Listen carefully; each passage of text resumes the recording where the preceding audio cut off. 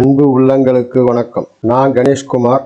இது GBR photography. நாம சித்தர்கள் பாடல்களும் அதன் விளக்கங்களும் பார்த்துக்கிட்டு இருக்கோம். இந்த வரிசையில காகபுஜண்டர் சித்தர் அவரோட பாட்டும் விளக்கங்களும் பார்க்கலாம். பாரப்பா பரபிரம்மம் ஒளியினாலே பத்திலே நரம்பு வழி பாயும் போது ஆரப்பா இருகண்ணில் ஒளியதாகி அண்டமெல்லாம் ஏகமாய் தெரியலாச்சு. காரப்பா நரம்பென்ற விழுது வட்டம் கபாலத்தில் முக்கூராய் சுடுமுனையாச்சு.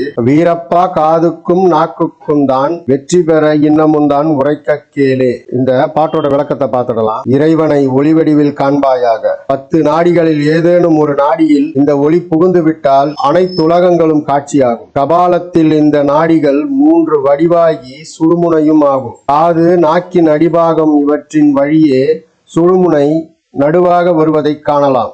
தச நாடிகள் சுடுமுனை, இடை, பிங்களை, கந்தாரி, அத்தி, சிகுவை, அலம்புடை, புருடன், குரு, சங்கினி என 10. இவற்றுள் சுழுமுனை 6 ஆதார நிலைகளிலும் ஊடுருவி நிற்பது. 10 நாடிகளும் யோக நாடிகளாய் அறியப்படுபவை. தாந்திரீக மரபில் கால்வாய் போன்ற வழிகள் நாடிகளாய் குறிப்பிடப்படுபவை. இரத்தம் ஓடும் வழி, பிராணன்களாகிய வாயுக்கள் ஓடும் வழி இவை நாடிகள். சுழுமுனை மூலாதாரம் தொடங்கி முதுகுதண்டின் வழியே மேல் நோக்கி ஓடுவது சிரசு பகுதியில் சகஸ்ர தலத்துடன் இணைவது. நாம மீண்டும் அடுத்த இன்னொரு பதிவுல பார்ப்போம். நன்றி, வணக்கம்.